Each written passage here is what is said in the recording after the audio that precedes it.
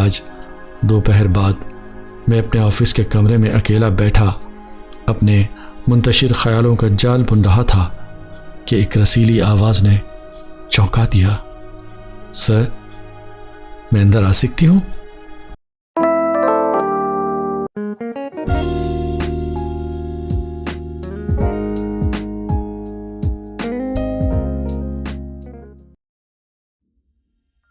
Hi friends, मैं हूं आपके साथ आपका दोस्त और होस्ट आज़म शाह। गाइस, कुछ बातें, कुछ यादें, कुछ लोग ऐसे होते हैं जो हमेशा हमारी यादों में कहीं ना कहीं महफूज रहते हैं। हमारे सबकॉन्शियस में उनकी मौजूदगी हमेशा बनी रहती है।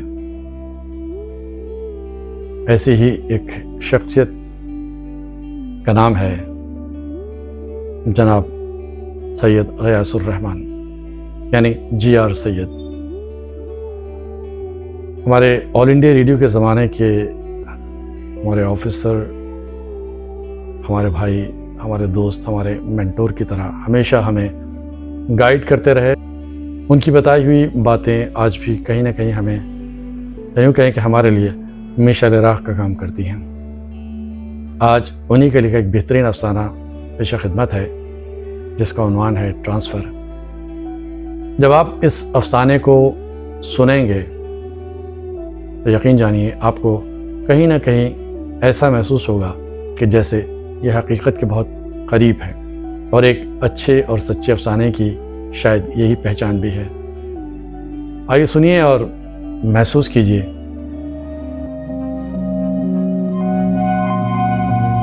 अंजलि, इस नाम ही में न जाने क्या जादू है। जब भी ये नाम मेरे कानों में पड़ता है, मेरे दिल में हज़ारों ख्वाहिशें एक साथ उमड़ पड़ती हैं। मेरी नज़रों में बेशुमार रंग बिरंगी तितलियाँ फड़फड़ा उठती हैं और मेरे दिमाग में बहुत से झरने एक साथ शोर मचाते हुए पर्वतों की ऊंचाइयों से अंधेरी खाइयों में गुम होते हुए महसूस होते हैं। यादों के गर्दो गुबार में खोए हुए काफ़िले के अव्वलीन पड़ाव पर अचानक मिशलें चल उठती हैं और मैं उनकी रोशनी में ओझल चेहरे को ढूंढने लगता हूँ।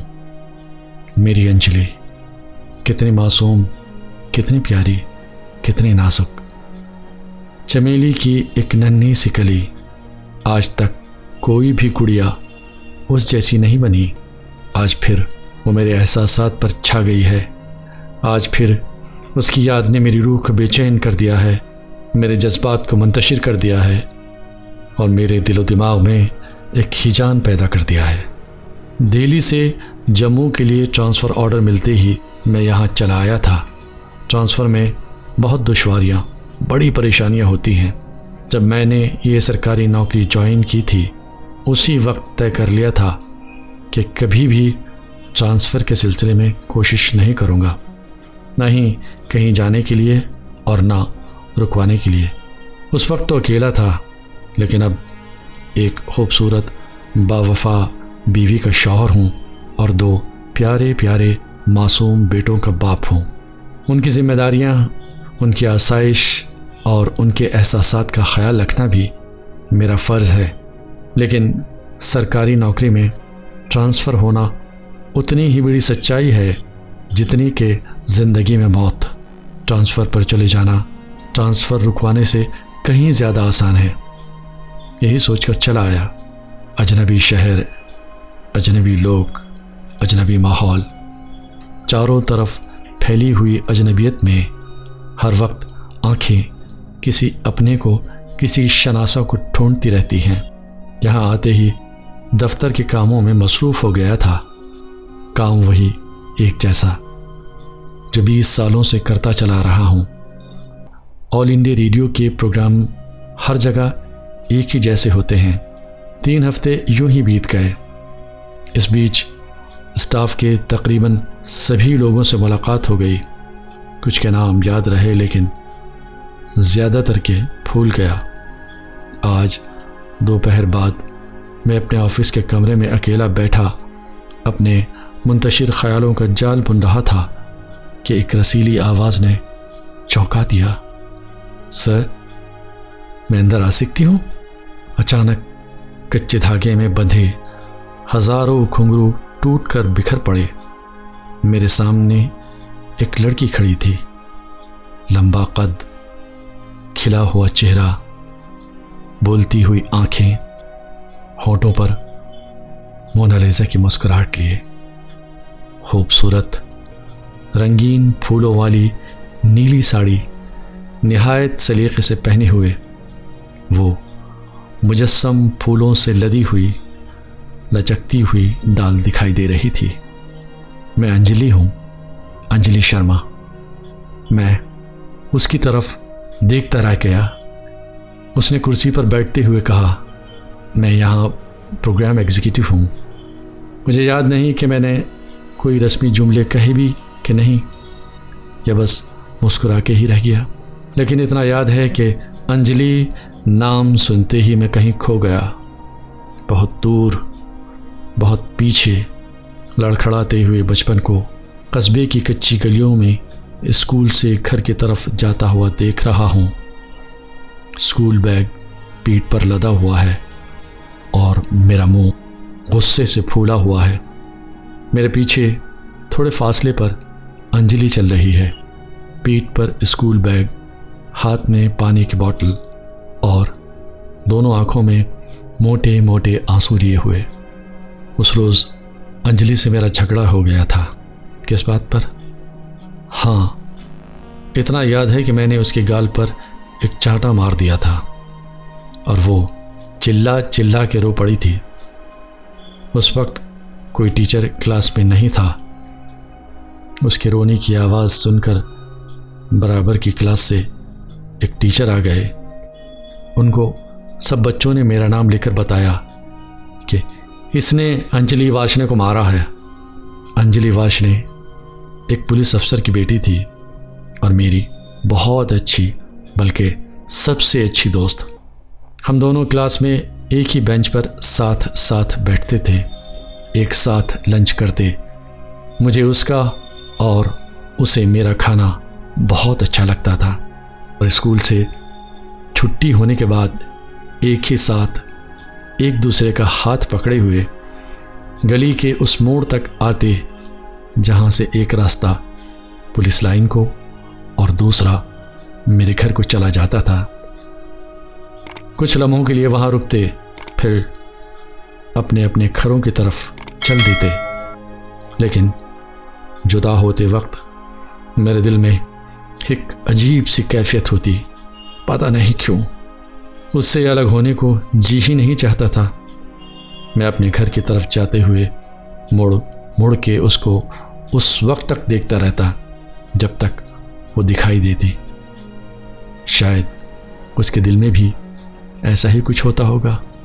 हमारा स्कूल उस कस्बे का सबसे अच्छा स्कूल माना जाता था।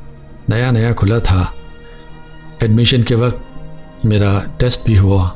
उसी रोज़ अंजलि वाशने ने भी टेस्ट दिया था और हम दोनों ही क्लास 4 में एडमिशन के लिए कामयाब हो गए थे।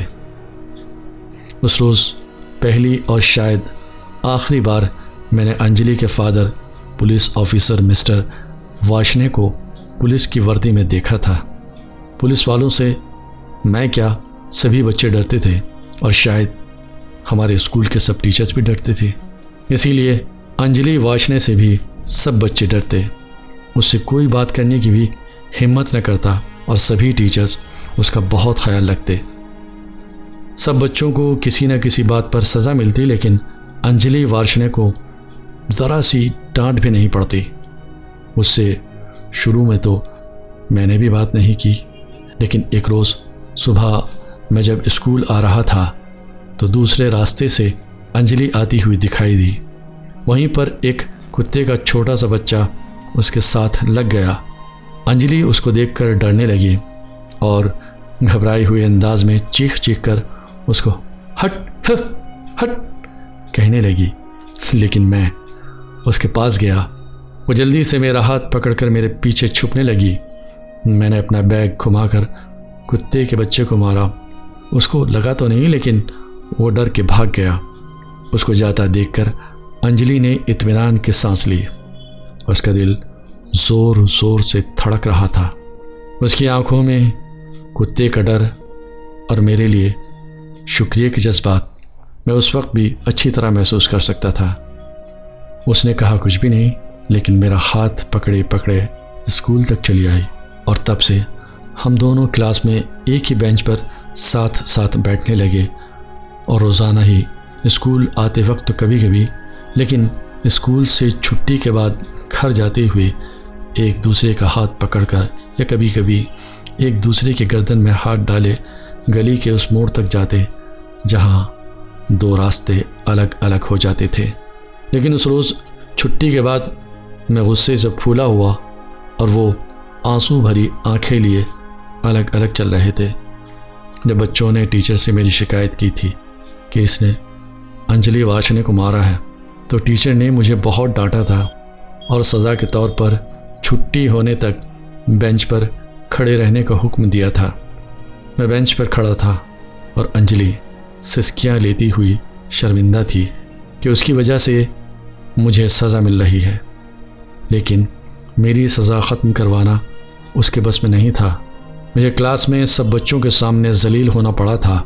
ये ख्याल रह रह के मुझे सता रहा था, लेकिन मैंने उसको मारा क्यों था? हाँ, याद आया, उसने किसी बात पर मुझे चिढ़ाया था। उसको एहसास भी नहीं था कि उसका मजाक मुझे इतना बुरा लग जाएगा, और मुझे भी पछतावा था कि उसके इतने से मजाक का मुझे इतना बुरा नहीं मानना चाहिए था। हम दोनों ही अपनी अपनी जगह शर्मिंदा थे। मैंने अपनी रफ्तार थोड़ी आहिस्ता कर दी और वो थोड़ी सी भागती हुई आई और चुपके से मेरा हाथ पकड़कर चलने लगी। मैंने भी उससे हाथ नहीं छुड़ाया, बल्कि अपने हाथों से उसके सूखे हुए आंसू पोंछ डाले और फिर हम दोनों एक दूसरे की गर्दन में हाथ डाले उस मोड़ तक चले आए। लेकिन उस रोज़ पता नहीं क्यों उससे जुदा होने को मेरा दिल नहीं चाह रहा था, लेकिन दोनों को अपने अपने घर जाना था। कुछ देर हम दोनों वहीं रुके रहे, फिर वो पुलिस लाइन की तरफ जाने लगी। मैं वहीं खड़ा रहा, उसको जाता हुआ देखता रहा। वो भी मुझे मुड़ मुड़ कर देखती रही। मेरा जी चाहा कि वो वापस लौट आए या फिर मैं ही दौड़कर उसके पास चला जाऊं और उसे कुछ देर और रोक लूं।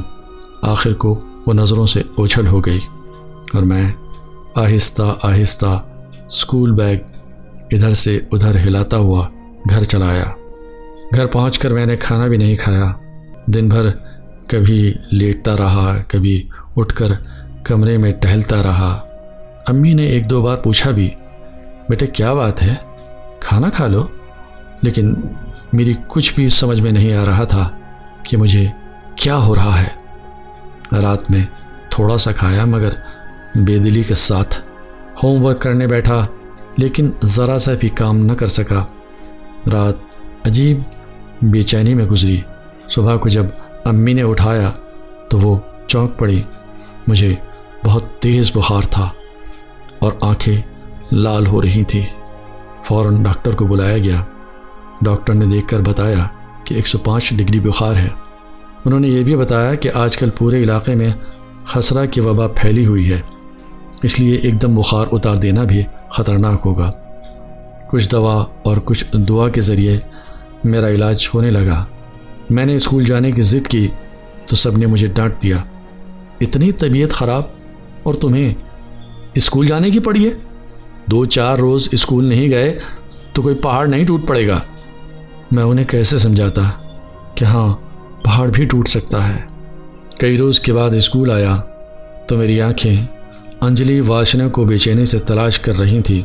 स्कूल शुरू हुआ, पीरियड बदलते रहे, लंच टाइम हुआ, फिर छुट्टी भी हो गई, लेकिन अंजलि कहीं दिखाई नहीं दी। मैं उसी मोड़ पर अकेला काफ़ी देर तक खड़ा रहा जहाँ से एक रास्ता पुलिस लाइन को जाता था। मैंने देखा कि पुलिस लाइन की तरफ से एक ट्रक आ रहा है। उसमें घर का सामान लदा हुआ है और 2 पुलिस वाले सामान के साथ बैठे हैं।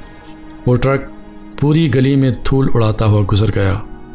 सर, आप कहाँ के रहने वाले हैं? अंजलि शर्मा की आवाज़ ने मुझे फिर चौंका दिया। मुझे लगा कि जाते हुए ट्रक की धूल से निकलकर मेरी अंजलि एकदम मेरे सामने आ गई।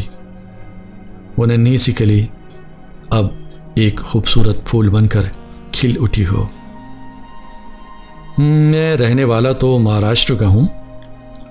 बचपन एक गांव में गुजरा, धामन गांव, फिर शहर चलाया और अब सरकारी मुलाजमत में ट्रांसफ़र के घोड़े पर सवार पूरे हिंदुस्तान में फड़क रहा हूँ। आप कहाँ की रहने वाली हैं? मैंने बातों का सिलसिला आगे बढ़ाना चाहा। मैं यहीं इसी शहर की हूँ, लेकिन मैं भी कई ट्रांसफ़र झेल चुकी हूँ। अभी कुछ ही अर्से पहले यहाँ आई हूँ। बोलते हुए उसके होठों से फूल झड़ रहे थे। उसकी आवाज़ कानों में मिठास खोल रही थी। उसकी मौजूदगी मुझे बहुत अच्छी लग रही थी। मेरा जी चाहा कि वो मेरे पास यूं ही बैठी रहे, बहुत देर तक न सही, बस कुछ देर और। मैंने उससे पूछा, आप चाय पिएंगी? मकसद था कि इस बहाने कुछ देर मैं उसको और रोक के रखूं। नहीं सर, मैं चाय नहीं पीती, उसने मुस्कुरा के जवाब दिया। उसके बात करने के अंदाज में बला की कशिश थी। मुझे उससे बात करते रहने का कोई मुनासिब मौजू समझ में नहीं आ रहा था। मैं चाह रहा था कि बस वही बोलती रहे और इस कमरे की महदूद फ़िज़ा में जल तरंग की लहरें बिखरती रहें। मेरा जी चाहा कि मैं उससे पूछूं, क्या तुम वही अंजलि हो? मेरी अंजलि वार्ष्णेय, मेरी सबसे अच्छी दोस्त। लेकिन ये भरम कहीं टूट न जाए। फ़िज़ा में कुछ देर खामोशी रही, फिर उसने उठते हुए कहा, सर, अब मैं जाऊं? मुझे लगा कि जैसे मेरा दिल किसी ने कस के खींच दिया हो। मैंने चाहा कि उससे कह दूं, नहीं अंजलि, अभी ना जाओ, कुछ देर और बैठी रहो, यूं ही, बस यूं ही। लेकिन मैं उससे ये कह न सका। उसको रोके रखने का मेरे पास कोई जवाब न था। वो फूलों से भरी दाल लचकती हुई उठी और मेरे कमरे से चली गई। मैं बहुत देर तक गुमसुम बैठा रहा। खिड़की से बाहर आसमान पर बिखरे हुए बादलों के आवारा टुकड़ों को तकता रहा। मुझे ख्याल आया, दिल्ली में मेरे दोनों मासूम बेटे घर का सामान पैक करने में अपनी माँ की मदद कर रहे होंगे। एक रोज़ ट्रक पर सामान लादा जाएगा और ये ट्रक भी अपने पीछे धुएं और धूल का एक कभी ना ख़त्म होने वाला गुबार छोड़ जाएगा। मेरे बच्चों को उनकी अंजलियों की आंखें वहीं ढूंढती रह जाएंगी। पता नहीं ये ट्रांसफ़र्स क्यों होते हैं।